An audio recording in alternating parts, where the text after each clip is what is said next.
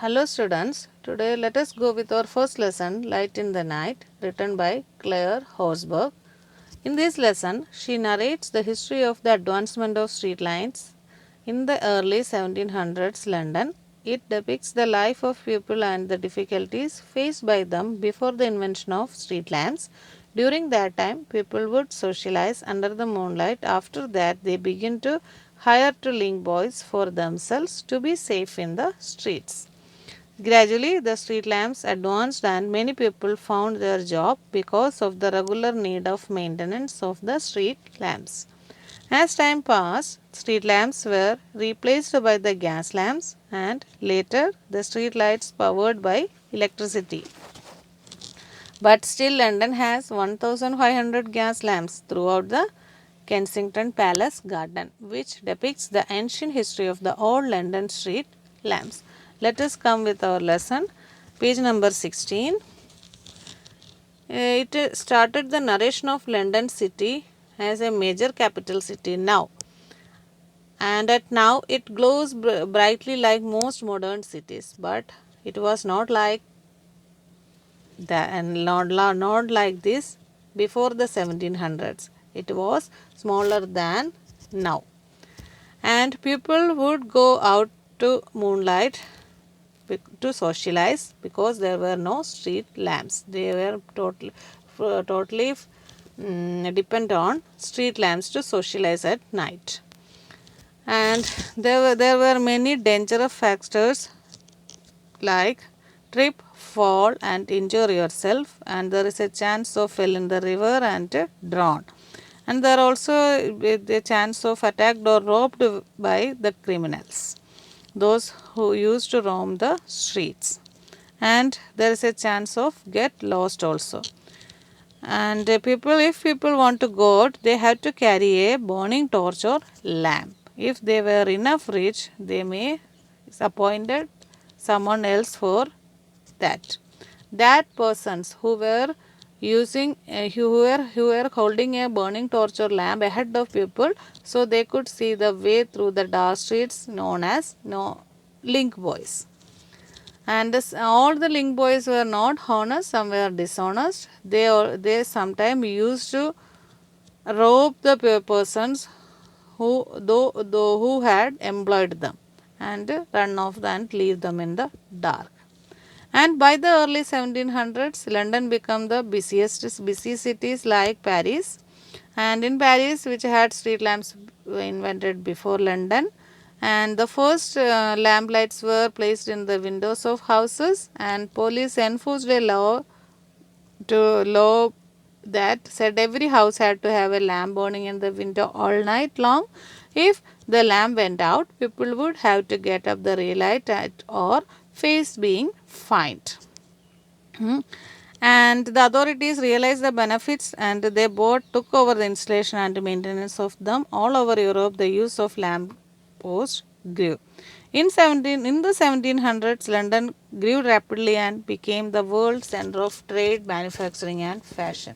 And business became an important part, and lights were needed to keep the city working and entertaining into the night.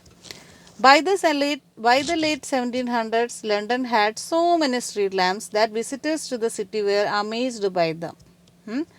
And one German tourist who visited London in the 1700s wrote in his diary that as it was quite dark when I came back the first evening, I was astonished at the admirable manner in which the streets are lightened up. The light lamps made the city seem exciting and lively. The lamps are so near each other that even on the most ordinary and common nights, the city has the appearance of a festive illumination.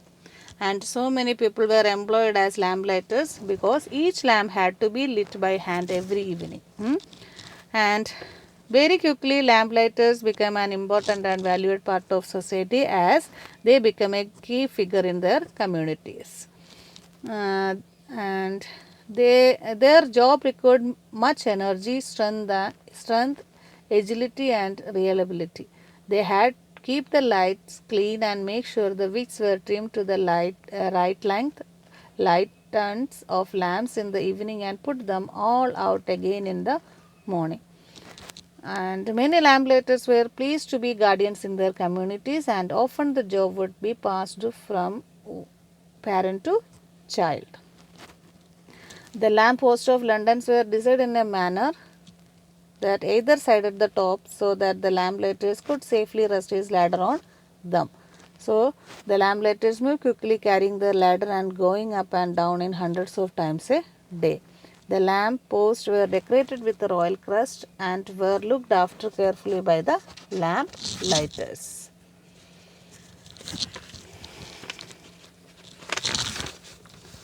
When gas lamps started to be used from 1805 onwards, they changed the work of the lamp lighters. The gas lamps were much quicker to light and didn't require lots of work of the oil lamps, such as changing the smelly oil and replacing and trimming wicks. Some of the lamp lighters felt like their job wasn't the same anymore.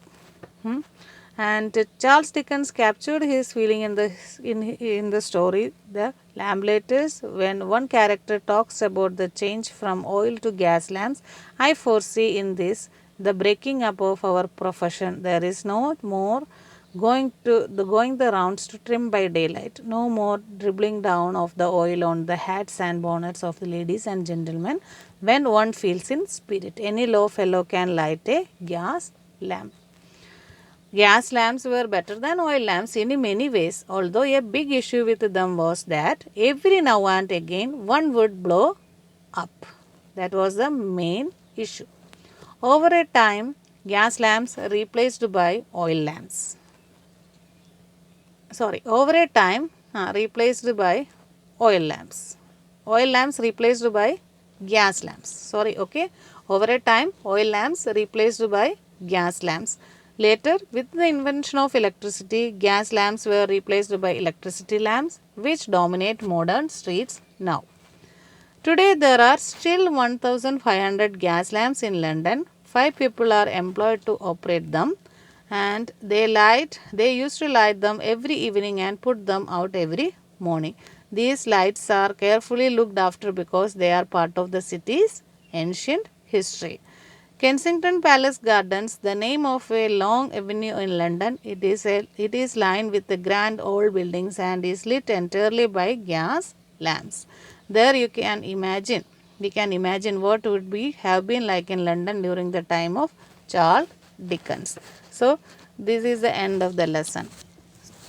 I hope all of you understand the lesson. It is simply explaining the difference stages of London, that is before the 1700s, in the 1700s, by the late the 1700s, and 1805 and today's. What are the changes happened by the invention of street lamps, and what are the benefits of it in the light in the night. Okay, so which one was the first? That was the oil lamps, then gas lamps, then electricity lamps.